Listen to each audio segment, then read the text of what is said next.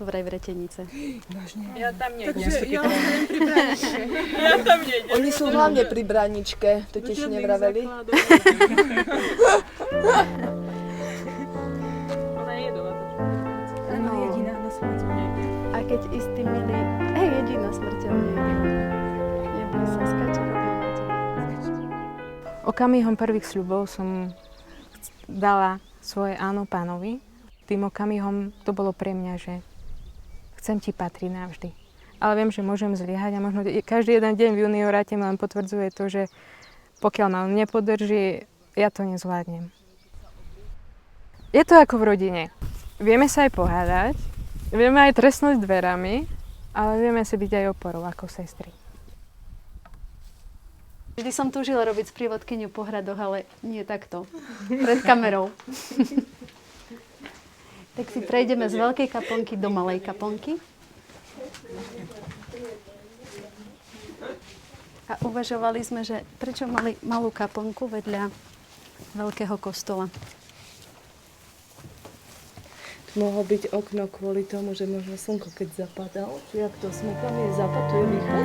Lebo si vyvracalo možno tu nesvietilo.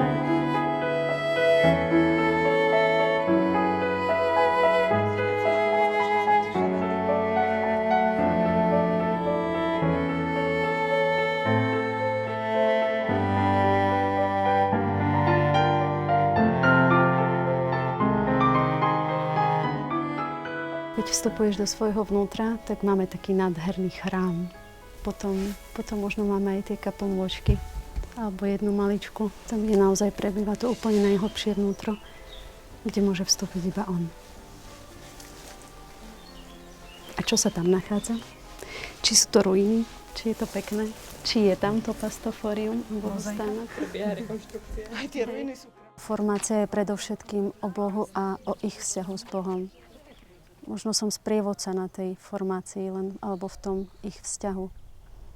Ani do všetkého nevstupujem a snažím sa čo najmenej vstupovať do niektorých vecí, lebo ide o to, aby naozaj ho skúsili žiť intenzívne. A nakoniec pôjdu sami tou cestou a budú ešte mať väčšiu úlohu, že budú ďalších sprevádzať. A keďže nemôžeme ísť do Teska, ideme do Prioru. Posledný nákup pred sľubami. Potom už nenakupuješ. Potom už je všetko spoločné. Junioriek nás je 7 a každá juniorka býva v inej komunite. Stretávame sa vlastne spolu iba na tých stretnutiach. Sú to 2-týždňové stretnutia a potom také víkendové stretnutia. Keď vyschne prameň života, zostanú z teba ruiny.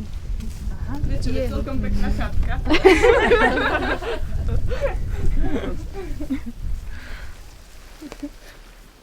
V našej reholi je to 5 rokov juniorátu.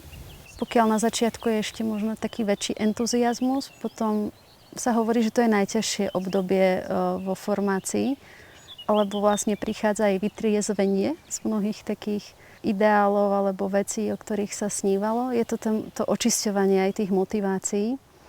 A keď človek v tom období tých 5 rokov naozaj prejde dostatočnými krízami, aby to jeho rozhodnutie bolo potom také rídzejšie, aby to odovzdanie toho úplného naozaj bolo úplné, že by vedeli naozaj, čo odovzdávajú.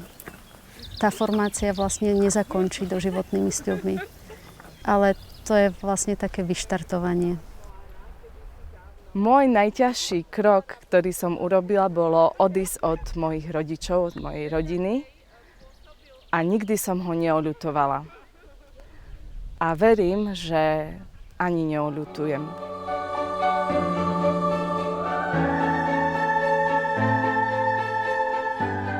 Mojím cieľom nestratiť ho spred očí a aby on bol stále on na tom prvom mieste.